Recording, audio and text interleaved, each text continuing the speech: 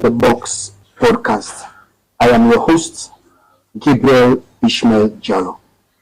We want to bring to our viewers a very, very important topic, and this is our maiden project to the world.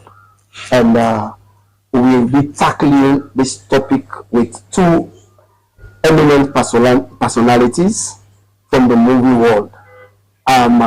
The topic is, does Africa deserve a seat, the veto power between the permanent members of the United Nations Security Council?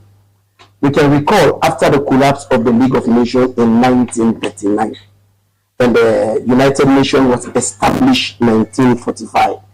There was only 3 African countries that were there: Liberia, Ethiopia, and Egypt. Fast forward today, every African country is a member of the United Nations. But for the last 30 years, the African continent and its leaders have been struggling. They have asked for a reform at the United Nations because Africa was only given 3 slots at the United Nations Security Council, which ruled. But the 5 permanent members has become a no-go area for the African continent.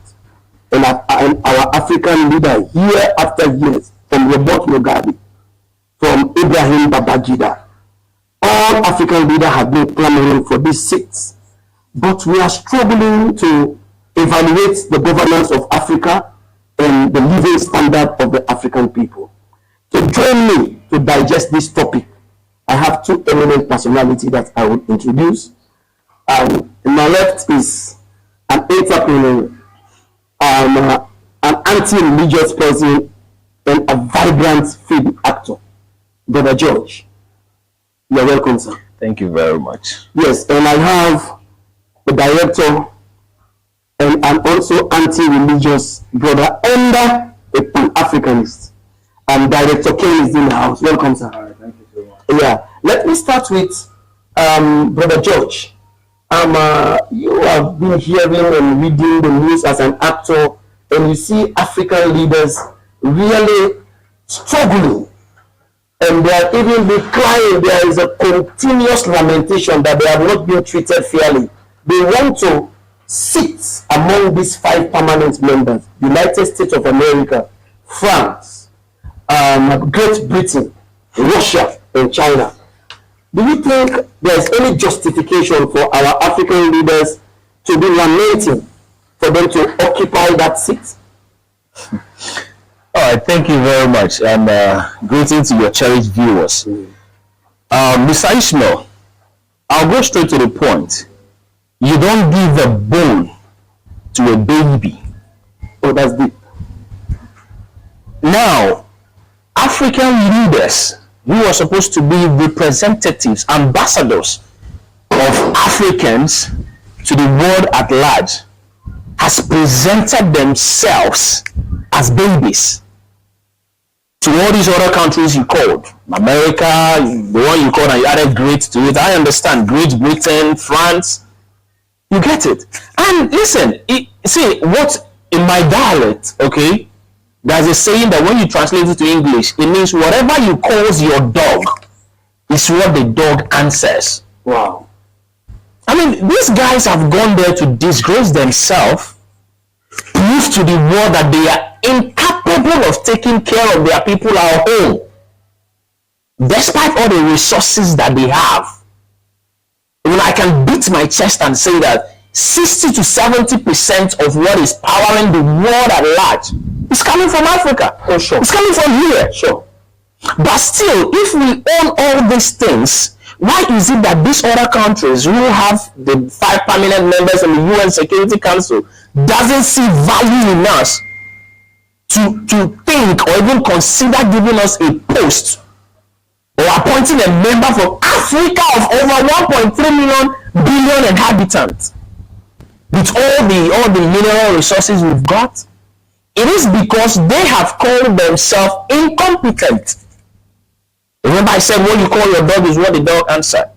And because they've called themselves incompetent in the world powers present, every day they're going, running to beg loans from IMF, despite all we have in Africa. I can't elaborate on this enough.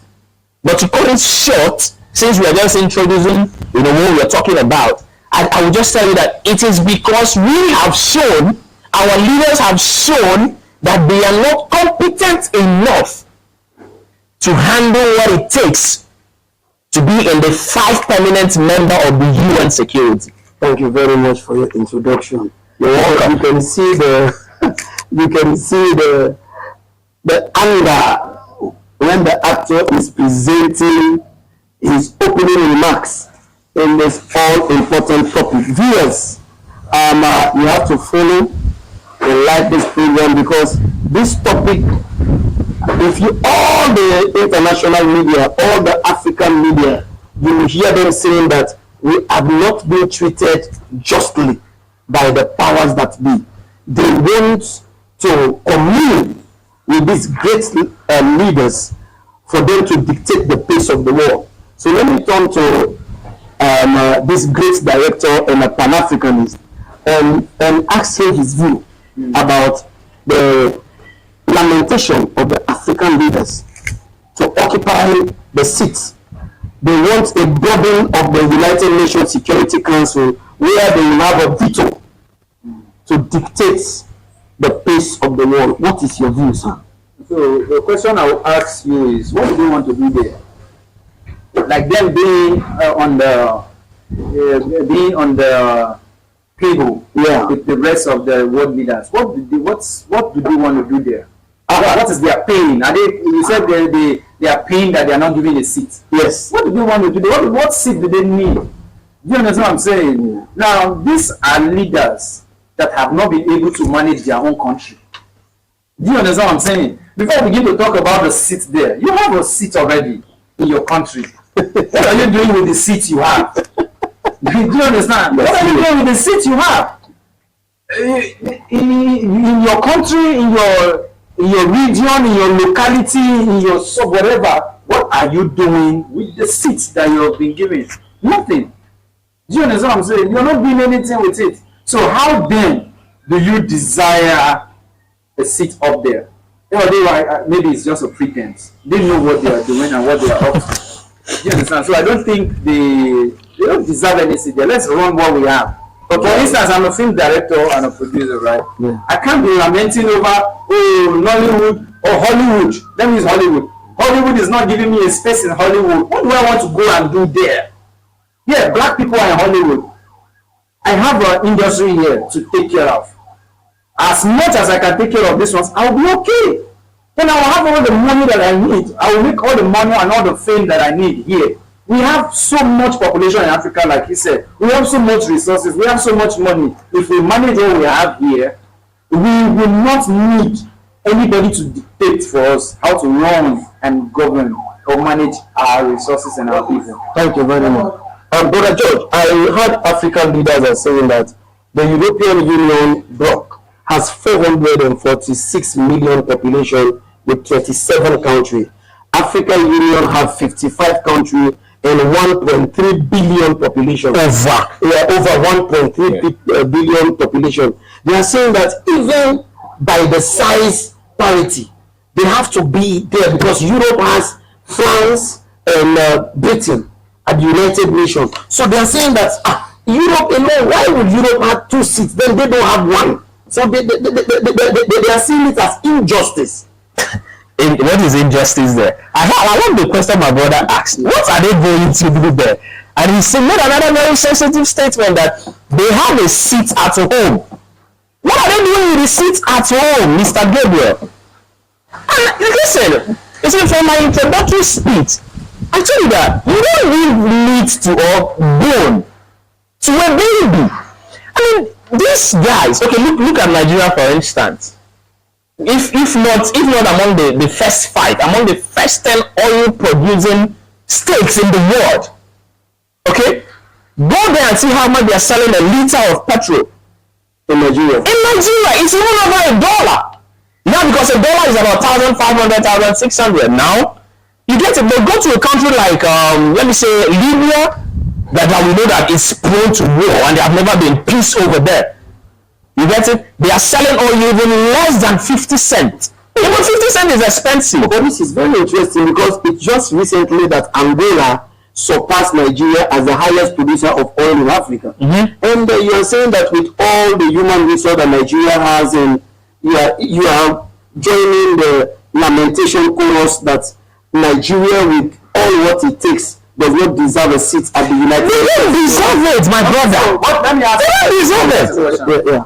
What are they doing? What is the essence of the United Nations Security Council? What's the essence of? The permanent members of the United Nations Security Council, they dictate the pace of the world. They determine how the world goes. They are the one that levy sanction against the country. They are the one that recommend. What happens in Libya? As during the times of Gaddafi. Sorry. What happened in Libya? The United Nations Security Council passed a resolution that Gaddafi was killing his people in Benghazi, and they trigger Article 7 of the United Nations Charter and went to Libya to get rid of Gaddafi. So the question I want to ask you, as an African, from an African perspective, was Gaddafi actually guilty of all of what he was accused of? Yeah, but unfortunately for us, the 3 African nations that are not permanent members, they voted against Gaddafi. No, not what they voted. I'm asking you, from an African perspective, you understand what I'm saying? Do you think that Gaddafi was guilty of all was alleged of him? I don't think so. But the simple answer is no, Mr. Gabriel. No, but another question I want to ask you again is, before he was kicked out or before he was removed, let me not say the other word. Yes. Before they removed him, right, from existence. Yeah. What was the state of Libya? And currently, what is the state of Libya now that they have what they want? So they claim he was the problem of Libya then. Libya was the only country.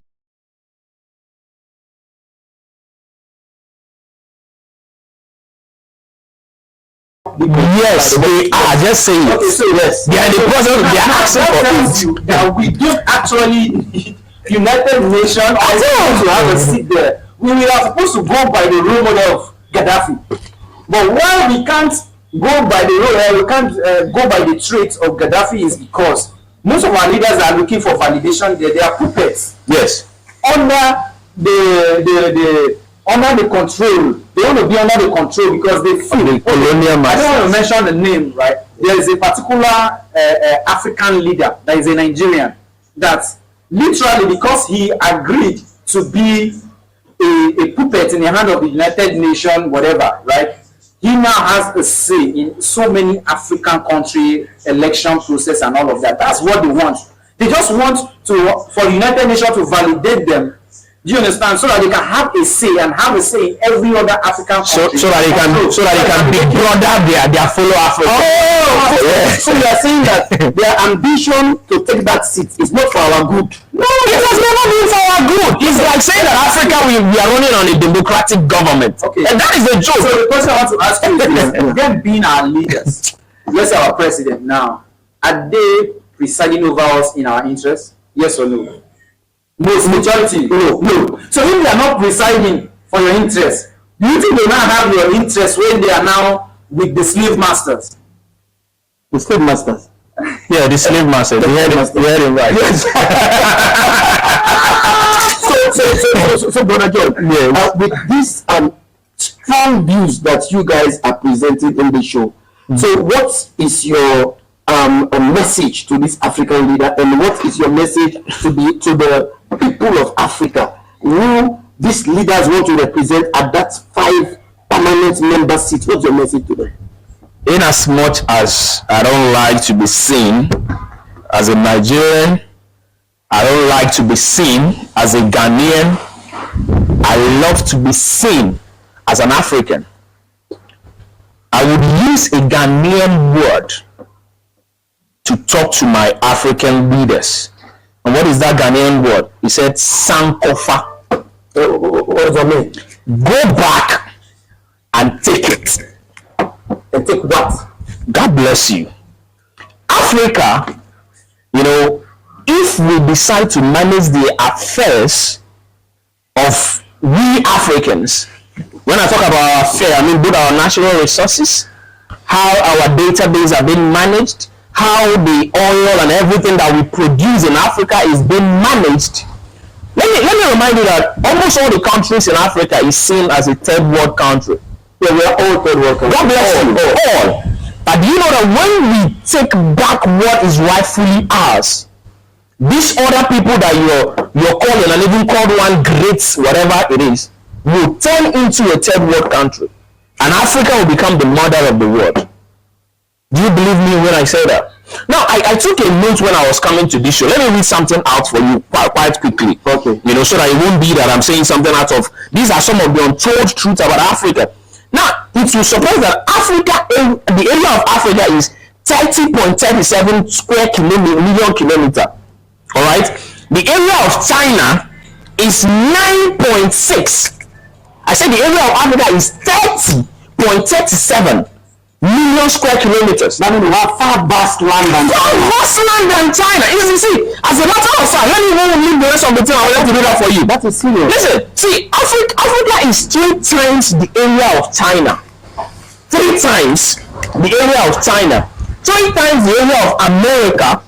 And even 3 times the area of Europe, if not more. But is it about the vast land? It's not just is the land fertile. It's God bless you. Now, there is no European or American or Asian citizen that can hit his chest and say he has never tasted a fish from the shores of Namibia. Wow. This is where we have more of the fishes in the coastal lines in the whole world. So that means Africa supply nutrients. Africa is the mother of the world. This is serious. Are you guys know what I'm saying? But because of maybe that is why they want a seat at the United Nations. How can good? You want a seat? Is why they are fine. You want a seat in the United Nations against somebody. You have an area and a land area of 30.37. China has 9.6. US has 9.8. You get it? And the area of Europe put together. Not just Germany, Europe put together is 10.18. Alright, when you put all of this together, it's even almost, all of them put together, you're bigger off than. Wow. Alright? And now these people are in charge and in control and decide, like you said, how the world should be run with the little of what they have. But you that have more, you are rather begging, please, can you add me? Are you not supposed to go home and think that you have lost your mind? Let's be realistic. Okay, imagine you have 100,000. Okay, let's say you have. Let me use my in-laws' currency, cedis. Let's assume you have 100 cedis. All right, and you want to go out there and buy food of, let's say, maybe 10 cedis, and me, I have 2 cedis, and I want to go and buy food of 10 cedis, and I'm taking from you. You have 100 cedis to buy the food of 10 cedis that I'm going to eat. Now you have 100 cedis. Now sees your own money as less valuable, and you're not begging me to feed you from the money, from the one I have bought with money I've even taken from you. What does that make you? And you see, he's touching some key points, and that it's okay. We learned that the just Ivory Coast, neighboring Ivory Coast and Ghana, they are the one that supply the cocoa that channel all the chocolates in the world. Yes. And then that is why Alassane Ouattara, they are saying that if we are the one that even give the best chocolate, why can't us sit at that permanent? Even the chocolates that Holland makes billions of euro, but we give them so why can't us before Mr. Kenny answers your question? Yeah. Let me ask you something. Is there a chocolate production factory in anywhere in Côte d'Ivoire? No. In Ghana? No. That is so equipped to be saying that they manufacture chocolate, finished product of chocolate, and God bless you, and export it to your Great Britain, your America, your France. Is there any like that? No. There is not.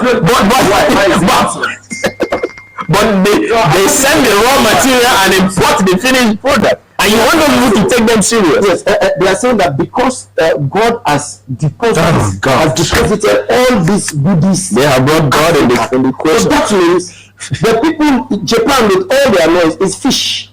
Japan. So the African man who has this say, how can we now sit behind any decision making in the world should not come from us? We are coming to be behind five nations. Because they are babies. That's very why something like that can happen. Yeah. When a people lose the value of who they are, Exactly. do you understand? They begin to beg for validation. Exactly. Wow. Do you understand? Wow. Now, we have been messed up in so many ways, in so many areas. Okay. We've lost our value as a people, not only by our resources, we've lost our spirituality. Good. Oh, our spirituality. Yes. We are not religious. We so every human when you bring two controversial actors in your set, this is the problem. when you lose the consciousness of your spirituality, Okay. you suffer so much. Yes. Do you understand what I'm saying? You suffer, and you can, if you see a goat backing, you know there's a problem. Yes. If you see a dog, then you know there's a problem. Do you understand what I'm saying? So we've lost our connection with who we are originally. It's our roots. So now let me explain something to you, right? We had medicine as African people, but we've lost the value and the purpose of our medicine. Medicine. Yeah, to add to that, not to cut you short, we have over 30, if not 300,000 different herbal. I'm coming to hospital. I'm coming. Relax. I'm coming. Let me just finish what I want to say. We have over 30,000 different, herbal medication, which those people you are calling, they take it from Africa, send it to their laboratories over there, process it, and send it back to us as some sort of tablet, some sort of injection. But we that own it, you're asking me a question: how many are in our laboratory? How many laboratories do we even have in Africa as a whole that deals in all these pharmaceutical products, finished product? It is not that Ghana is trying. I think we have a Tobinco. I don't want to do ad for anybody, but I'm just, let's give credit to who is due. Okay. You get it? So when you think about this entire thing, you'll see that Africa is just like someone who has something but doesn't know the value of what he has. You just want to be seen as a big brother. So there's a reason to all of this. You understand? Like I was saying earlier on, we've lost our value as a spiritual people. Do you understand? And now when you lose your spiritual connection, you don't hear anymore. You lose consciousness. So someone can easily lose spiritual connection. Is it tied to culture? Oh yeah. I'm coming to that. Okay. Do you understand? Because originally, in the ancient times, let me even quicken it because I know we're not talking about spirituality. Yeah. In the ancient times, the Asante or the kings, ancient kings of Ghana, they don't sell gold for money. Yeah. You understand what I'm saying? They don't sell gold for paper money. They wear it on them. The slippers the king used to put on was made of gold, raw gold. And that's royalty. His jewelries were made of gold. Wow. Do you understand what I'm saying? The pictures of the kings of Ghana as of then is made of gold. The people of Ghana who have gold around them, they rock gold on them. But you know what's happening now? But now, what's happening now is that the kings of Ghana, they wear slippers made of rubber. Then they buy Chinese golden spray and spray it. I love that. Chinese golden spray. They've lost access to their gold and the access of rocking it. The Chinese man who gave them the spray is the person extracting the gold. Oh, and the Chinese man is a member of the 5 permanent members. You understand? Exactly. Now, this scheme now is going to The market in Kumasi, they look for the rubber slippers. KJTR market. Yeah. They look for the rubber slippers that was made with black leather that a Chinese man used spray. Do you understand? To spray to walk on so that he can still look like who he was. Then after that, he is president. He's not going to beg. Please, you guys should give me one small bench so I can just sit near you guys while you share the money and give me something small to reap my people of more gold and give to you guys. And they are saying, oh, we won't give you seed, don't worry. They are stealing Just bring the gold. Just bring the gold. Those small crumbs we are giving you to sell your people to us, it's okay for you. Just keep deceiving. Please, I need some small more coins. Do you understand what I'm saying? So the solution of all of this is simple. You can't do one and leave one. Africa unites. Your self-awareness back. And in gaining self-awareness is in totality. You can't say you've gained your self-awareness as an African person and you subscribe to everything those same people I'm telling you. Like the Europeans, the United Nations, whatever, all those people, they have a template they've given to us and we're operating on that template. Now we say, we don't care about your seat. We want to control ourselves. Fine, control yourself. Tomorrow you carry your Bible back, you go to church. You fall sick, back, you go to the hospital. Our curriculum in schools. You go and learn that, what's it called? Discover River Niger. Go back. You go and learn that there is stop killing of tourists somewhere in Nigeria and Africa. Bring back your consciousness. You've not gained. Oh God. You are as good as that president who is stealing and wants more coins from the people who is aiding the stealing for. Not as good as him. Viewers, it's not easy to viewers, listening to this two social personality, it's like they are bent of denying our African leaders that audacious and ambitious urge that they are being clamoring for the seat. George, what will you say to the Nigerian citizens, the civil society of Nigeria, that the political class is using to write articles and do blogging and saying that because of the number of the African number, by the fact that we have all these natural resources, we think it is the time is right for the United Nations Security Council to establish a robust reform and get our leaders there. What's your advice for those youths? So the youths are yearning for it, eh? They are using the ones that have the platform. Yes, civil society. Okay, those are like African youths that have the voice. Yes, the voice. Using them to to amplify. Yes. So what's your advice for those? You know, let me tell you something. I can give you a fish today and you will eat and be satisfied. But what about tomorrow? Think about it. You see, I'm not trying to deviate from the question. As if I've answered it somehow. Yeah. I don't know if you watch a movie Wakanda, which is directed to Africa. You see, at the end of the movie Wakanda, after the credits, you know, the last when you go down, like, you know, her. Yes, Black Panther. Yeah, Black Panther. Yes, okay. Thank you. There was a part where King Chikata or Chikala or however it's called. Okay, he was in the UN, all right, and they asked the question that if we accept you from Wakanda into the UN, these are the things we can give you. But what can Wakanda offer the world and UN at large? The king smiled. That's a smile of a king because he knows his value. He knows what vibranium that is in Wakanda can do. I'm just giving a scenario. Okay, you get it? Yeah. Now, it all comes back to the mindset of we Africans. And if you're a youth, listen, they have already started selling your future even more than 60 years before you were even born. So if you want to join them and help them sell it even further and sell that of your great-grandchildren that are yet to be born, continue serving as a puppet. The only way out for we Africans is Sankofa. And once that is done, we can handle the affairs of our own and then be able to detect how our economy is being driven. We'll be able to detect when and how our oil leaves our African shores, when our cocoa leaves our African shores, when our bauxite leaves our African shores, when the diamond from Senegal, from Nigeria, leaves our African shores. It is then that they will be begging us to come and join the seat. Okay. And then we'll give them our own templates. We'll give them our own terms and conditions. Yeah. Then they will know that yes, these babies have grown now.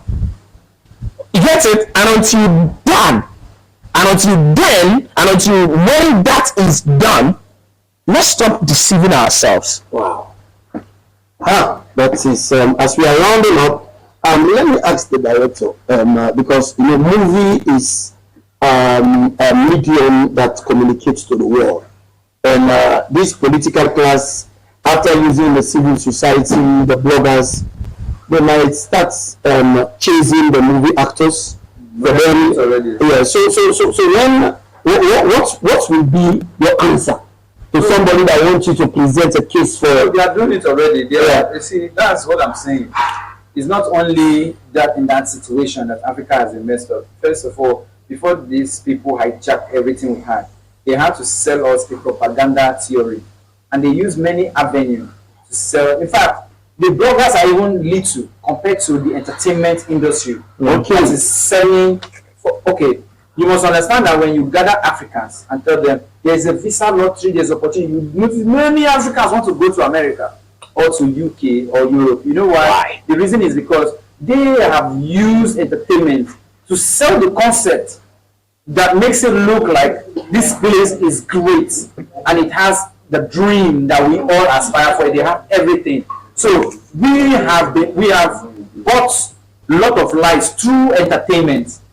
Do you understand what I'm saying? Yeah. So that's the reason why, personally, if I make a movie that has to talk about the wealth of Africa, I need to show it in its fullness, so that when these people out there see, they know we are not living in caves. Yes, we're all living in caves, bro. Have you got the banana island in Nigeria? Most African movie, they're telling they're shooting epic movie. You see people wearing onion bags. Onion bag as clothes, and they're selling this propaganda to make it look like there's a place where people are still living in caves. Whereas there's nothing like that. So in the movie industry, I personally will propagate and showcase Africa in its fullness. Main reason why I do not stick to just a nationality in my movie. Ever since I started making movie, I've never use only Nigerian or only Ghanaian in my movie. It's always mixed, because there's no such thing as Nigeria, Liberia. Because this is a propaganda that these people set up within us, so that they give us a border. They give us a border. You understand? They give us a border to separate us. Exactly.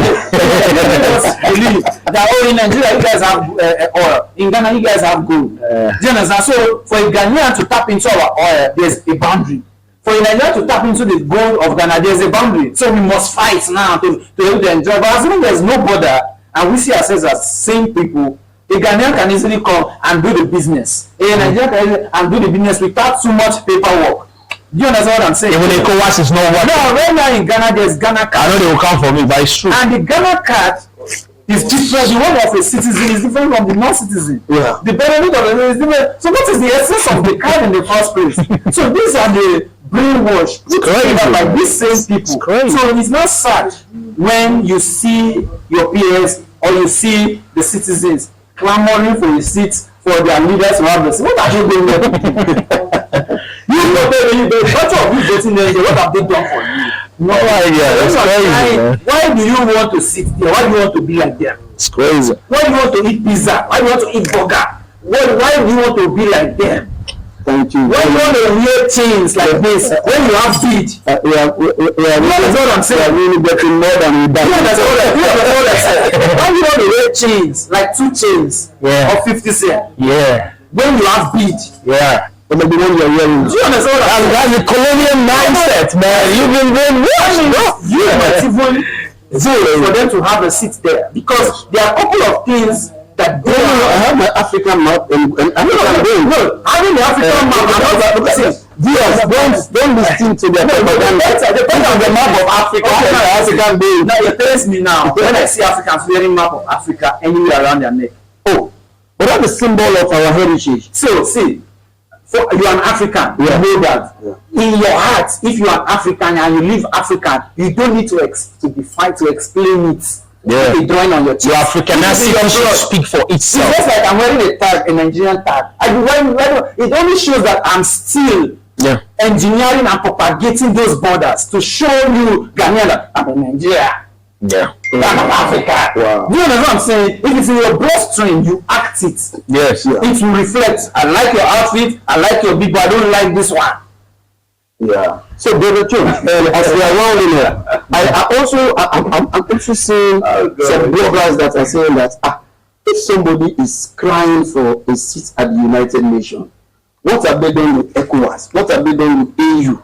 What have they done with IGAD? Thank God I brought this up. Somebody is saying that we have ECOWAS. 1975, we went to Lagos and established the Economic Community of West African States. Yeah. What have we done with it? And we have the OAU. We have the AU. We have the AU to AU. They're asking that. It's crazy, bro. What have we done to the regional bodies that we want to now go to the highest stage? What are the justification of people who think that the OAU, the AU, the African Union, the IGAD, the Manoriva Union, so the SADC, what are your views about that? You see, I think you even said it all, even in your presentation. Okay. You have not been able to lay your bed at home. You get it? But you want a sound sleep, you want a cozy sleep. I can tell you that the time I have never faced more challenge in traveling than I have faced when I'm leaving Ghana to Nigeria, or when I'm leaving Nigeria to Sierra Leone, or when I'm leaving Ghana to Liberia. I've been intimidated because, oh yeah, he's a Ghanaian, or oh yeah, he's a Nigerian, he's having a Nigerian passport. That's hard. That what you're saying is even too far. The cost to fly. The cost to fly to Nigeria. I'm telling you, which is less than 45 minutes. The most phone call, you know, you call Nigeria now, not on WhatsApp, direct call. You want to call Nigeria on WhatsApp. It's way more expensive. You want to call America. I can use 10 peso balance and call somebody in America. I can't use 10 peso balance to send even a text message to somebody in Togo, to somebody in Nigeria. And you now see now that the battle now is not about going to the United Nations. It's about ourselves. We don't like ourselves. There's more fight against ourselves. So look at what's there. Now, I think this topic should even be the African government versus the citizen. So there's a cold war between our government and our. There's a disconnect. So that means because they are taking. That means the political establishment is at war with the citizens. It is. Come on. It's opposition. Come on. It is. It is obvious. It is. Wow. It is obvious. It is. African leaders, with the challenges that has been unearthed by these personalities, I think we want to thank this movie personality and social brothers of justice who are here, who have joined me to dispense in this very, very important discussion. I want to say this. I want to say this to the 5 permanent members of the United Nations. Please, don't give a bench to any African leader talk less of a seat. The day they stop running their government and depending on you for funding, like the MCC, that African leader even brand that America has set a standard for them to meet the compact challenge.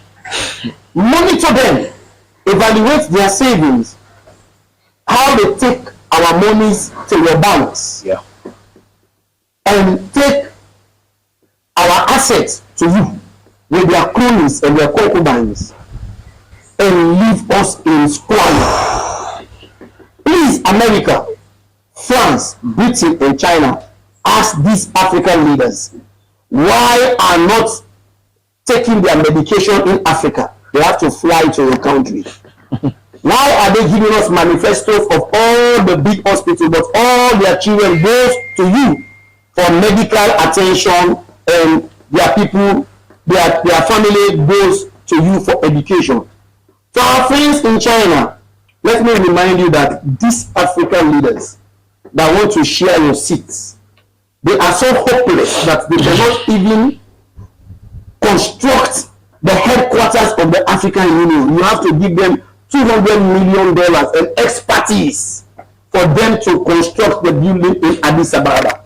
It was a shame when the chairman, Guamena of Equatorial Guinea, when he received the keys that you, the Chinese, give him, for them to sit and formulate useless policies that has never benefited the African.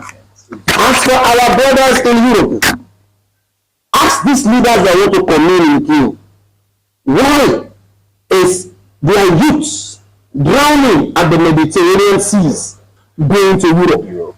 These youths are not mad, they are not hopeless, but they are running away from a terrible political atmosphere in Africa where their leaders have no respect for them. They squander the resources and leave them in poverty. Friends at the United Nations Security Council, ask these African leaders. Ask them for us. Can I ask you a question? Yes, sir. Why are you referring them to as your friends? As if they care. They don't even care. Hold on. Are they your friends? That's one question. Then number two, is this message to them? What is their design? See, there's something you don't understand. When they established the United Nations, it was not on a friendly note. They are members of the United Nations. Don't you know that it is their design for us not to have good hospital, for our people to come there for medical attention? It is a design. And when makes you feel that they are not comfortable loaning us money, do you know what we give them in return when they give us money? That's the reason why the United Kingdom is as beautiful as it is, because the loan they give us, what they take in return as collateral, is what keeps them. So when you are begging them, they will laugh at you.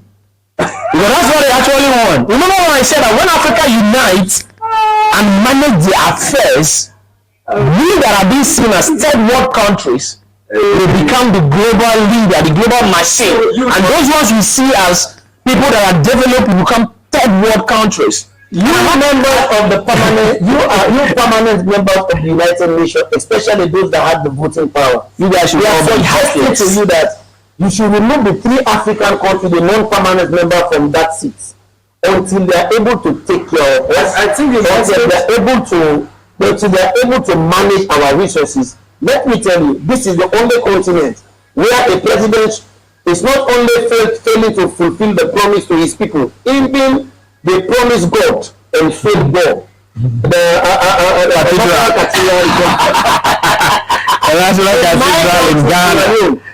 Just last month, the president, Sierra Leone was the presidency of the United Nations Security Council as it goes round. We are the slot. This is the president that cannot even conduct an inauguration. This is the president that fake a receipt just to squander the resources of his people. Now, I want to say this. Never you allow them to occupy this seat. Because to whom much is given, much is expected. I want to give my 2 personality few seconds for their parting comments. Okay, so now from your remark, when you are begging them, it hurts. But it's okay because it's not your fault. You understand? You feel that's how we have been begging them for what we have. We've always been beggars. You understand what I'm saying? We've been begging them, and nothing is improving. You understand? So I think this clarion call you're giving should be to the citizens. For the citizens. The African citizens. Okay. They should take the blue by the horn. African citizens should get up. First of all, get up from their bed and move. You know you can get up from your bed and you are still sleeping. Do you understand? You can wake up, so you can wake up and still be in bed and you're still sleeping. Yes. So we need to get up and move out of the bed and out of the room, just like we are getting out of the box in the Out of the Box podcast. Out of the box. You understand what I'm saying? So we must get up, get to know ourselves, and unite as a people.